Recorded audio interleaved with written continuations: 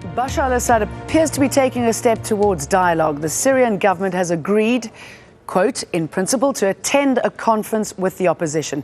That's what we are hearing from the Russian Foreign Ministry. That news just as the main opposition group, the Syrian National Coalition, enters a second day of talks. Now, those talks are happening in Istanbul, where Al Jazeera's Hashem Ahelbarra is right now.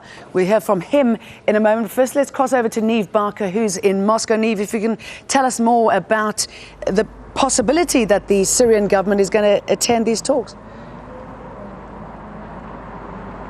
Well, that's right. Well, this morning, Russia's Foreign Ministry spokesman, Alexander Lukashevich, confirmed, as you said there, that Syria will, in principle, agree to attend talks in Geneva. The Foreign Ministry spokesman said, though, that the timing right now was absolutely impossible until real results were seen out of Istanbul. On the whole, though, Russia said it was pretty much very pessimistic that there would be any results, considering that after the results of talks in Madrid and some of the comments that have already come out of Istanbul, the view here is that the opposition is still requesting the removal of Bashar al-Assad and the setting up of a new government under the aegis of the United Nations, purely as a prerequisite for talks in the first place. According to the Russian Foreign Ministry, that dilutes the entire impetus to have any talks at all.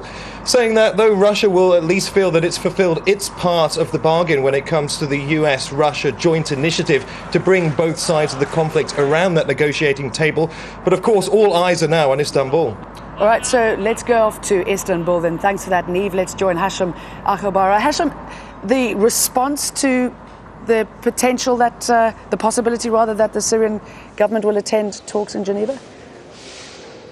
Well, as far as the Syrian opposition is concerned, that's not enough. I mean, the physical presence of a delegation that represents Bashar al-Assad in Geneva is an issue, and whether they will accept the main prerequisite of the Syrian opposition, which is to hand over power to a transitional government and Assad to leave Syria within a month from the signing of that agreement. They say that no one from the Syrian opposition can go to Geneva and accept something less than the departure of Bashar al-Assad, because this is something that could backfire and be seen as a betrayal of the aspirations of the Syrian people. Now, there is a delegation there are Western diplomats attending the conference today here in Istanbul, main backers of the Syrian opposition, along with different countries, waiting to see what happens this afternoon. There's a crucial meeting underway where the opposition will expand and make major announcements about the forming of a new government, a new leader, and eventually come up with a roadmap as far as the Geneva meeting is concerned. So there is some tension here now in Istanbul, and everybody's eager to see exactly which way the wind is going to blow in Istanbul. Okay, there's tension, but Hashem, I mean, really, is there a plan B, C, or D? I mean, nobody really believes that the Geneva talks will happen. Russia's not positive. The Syrian government may or may not go. The fighting continues. Where are we in the big picture here?